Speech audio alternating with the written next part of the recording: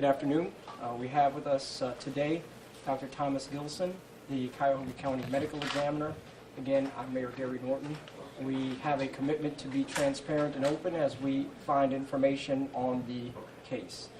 Yesterday we provided you with one victim ID. That was Angela Deskins. Since that time, on a personal note, upon reading the name, I realized that it was a name of a person that I actually knew. I've been a friend of their family for 15 years, went to school with family members, and I know that that family, the Deskins family, is a very prominent family, business owners, entrepreneurs. In fact, they own a company that in many cases, ironically, has helped cities rid themselves of vacant and abandoned houses and buildings. The father is a very respected businessman, and my heart goes out to them. And it's just to say that the people that are victims have stories. They have lives, and they have loved ones. The Deskins family, they supported Angela. They provided a place for Angela to live. She always had a place to rest her head. They always assured that she had money to live with. And just when she trusted herself, she was a very trusted person, and trusted herself to someone who had the worst of intentions, then and only then did this fate befall her. So we want to remember always that these are just not victims with numbers and names. These are real people with real life stories who we all know, and they've got families and loved ones who are hurting. So please, when you put information out about the individuals, please ensure that it's accurate, and ensure that there is the proper respect paid to people that they deserve. That said, we're here today because we have another identification to give to you.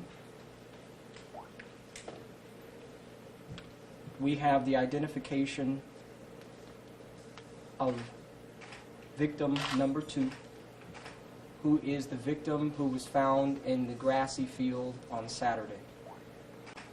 Her name is Shetisha Sheeley. Shetisha Sheeley, age 28, resident of the city of Cleveland. Shetisha Sheeley, spelled S-H-E-T-I-S-H-A, last name Sheeley, S-H-E-E-L-E-Y,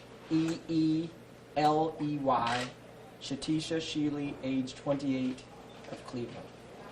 Dr. Gilson, would you mind telling us a little bit how Shetisha was identified, as well as any other information that the public would know? Sure. Good afternoon. Shetisha was identified by fingerprints. Thank you for your efforts. We were able to establish, working with East Cleveland Police, a tentative identification based on the information we shared about tattoos yesterday, and that permitted a comparison that ultimately led to our identification. I would echo the mayor's sentiments, my sincerest condolences to her family as well as the Deskins family, and as I'm sure you're all aware, we still have one other victim we're actively working on identification of right now. I want to say that, you know, there are some things that we're working on. I can't comment right now on her final identification until I'm absolutely certain, and as soon as we do have that information, we would release that to you.